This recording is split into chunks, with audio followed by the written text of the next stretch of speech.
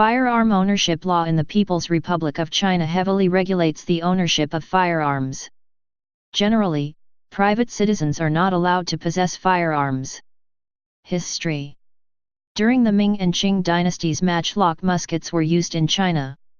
The Chinese used the term bird gun to refer to muskets. In the work Guangdong Xinyu, Cantonese scholar Chu Dejin recorded the use of guns by Cantonese boys in Guangdong province. The Solons were ordered by the Qianlong Emperor to stop using rifles and instead practice traditional archery, issuing an edict for silver tails to be issued for guns to turned over to the government. Arrows and bows instead of muskets were also demanded in Jilin of Manchu Bannerman by the Jieqing Emperor.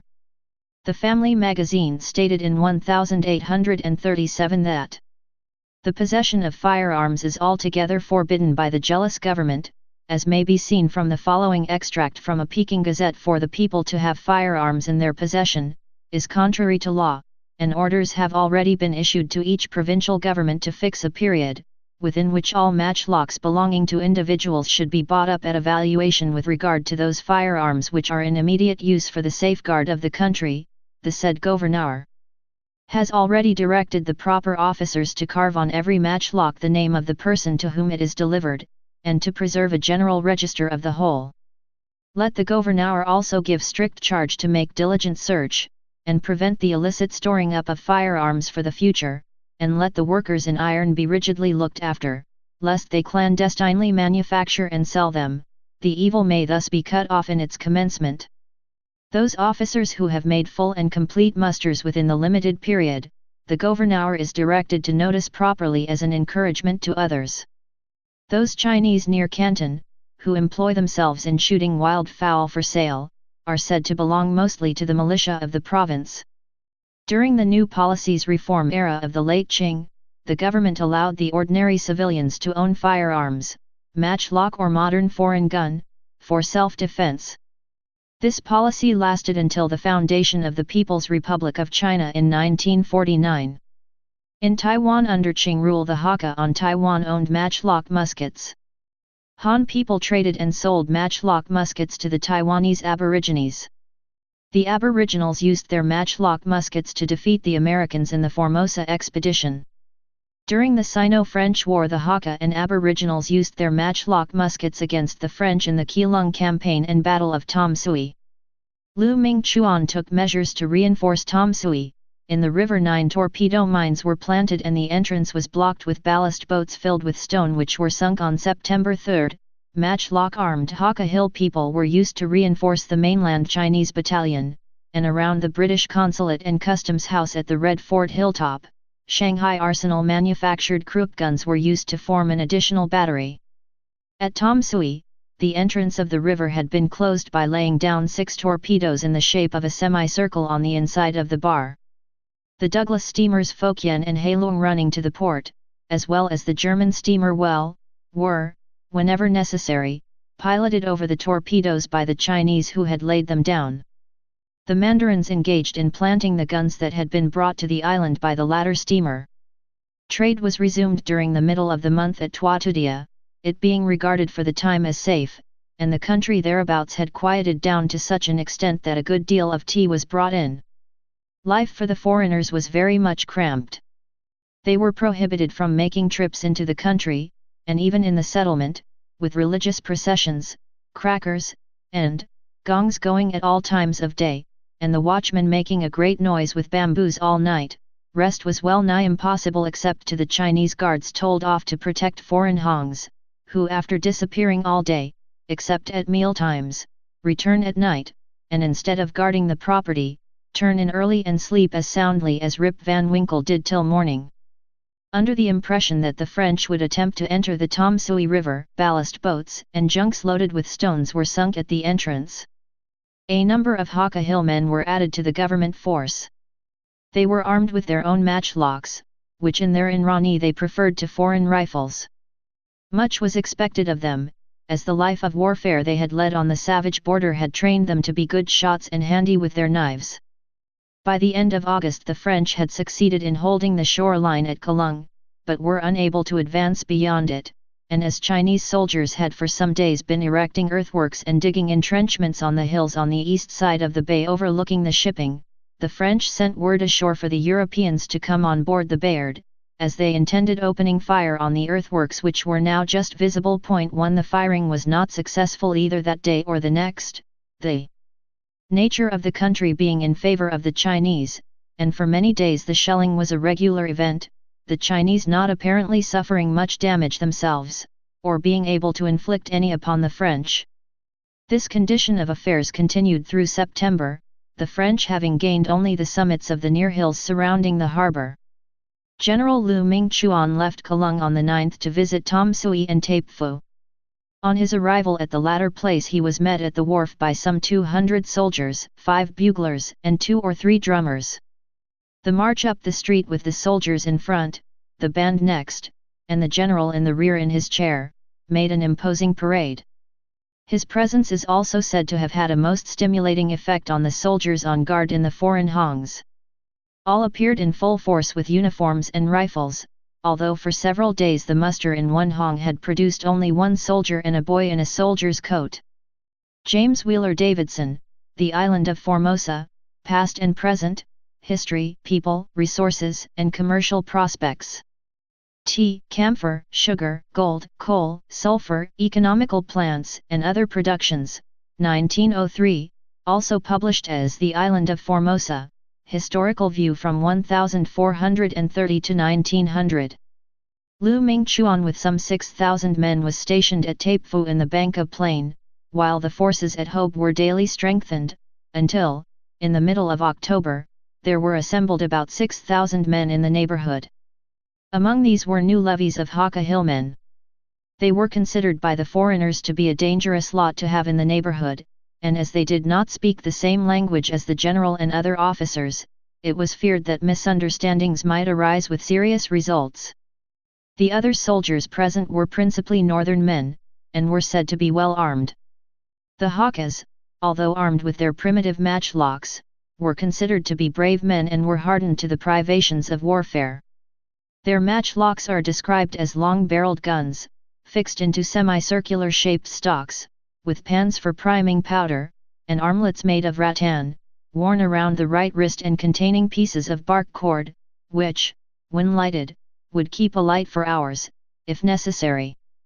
When in action the Hakka pours a charge of powder down the muzzle, on top of that are dropped 2 or 3 slug-shot or long pieces of iron, with awel wadding. The trigger is made to receive the lighted piece of bark, and when powder covers the priming pan and all is ready, the trigger is pulled and if the weather is dry, off goes the gun.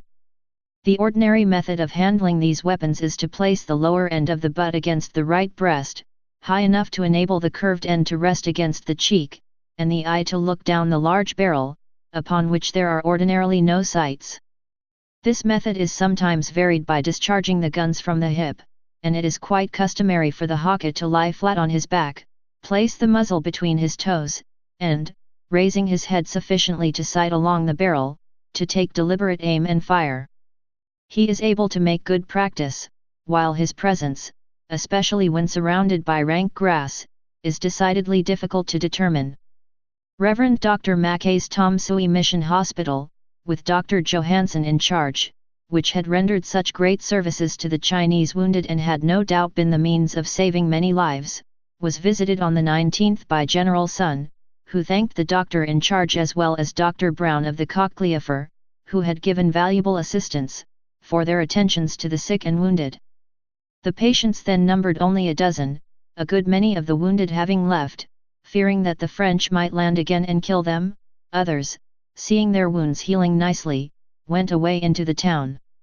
One man who had been shot through the left shoulder, in the region of the collarbone, after a week or 10 days' treatment suddenly shouldered his rifle and left for the front, preferring life with his comrades to being confined in the hospital.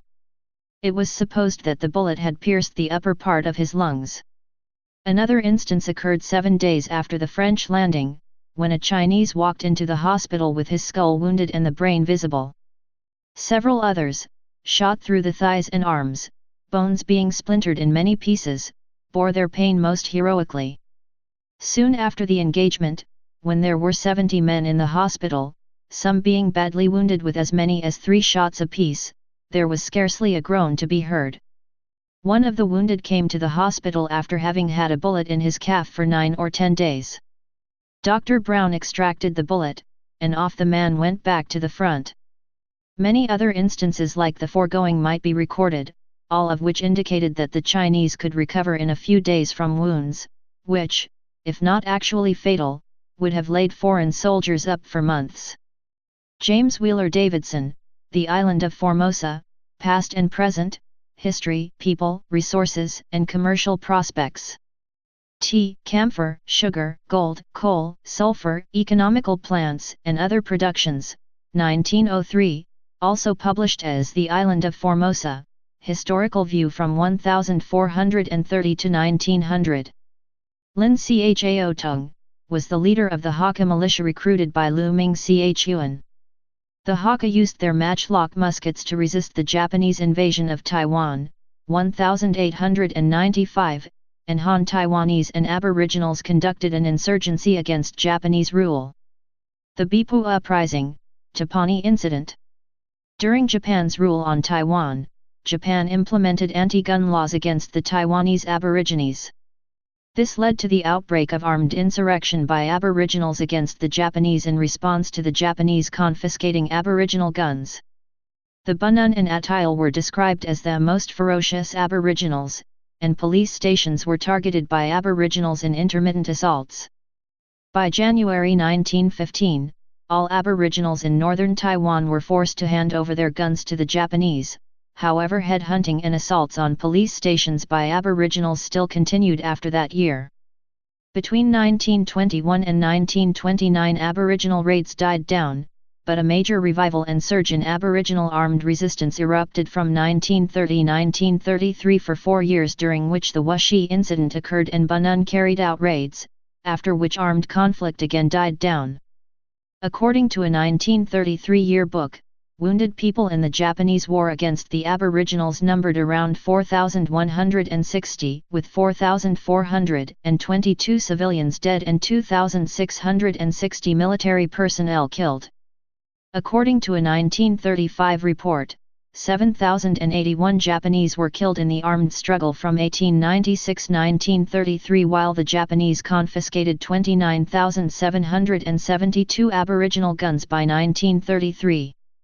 The Bunun Aboriginals under Chief Rahoari, La with Macron H. Lee, engaged in guerrilla warfare against the Japanese for 20 years.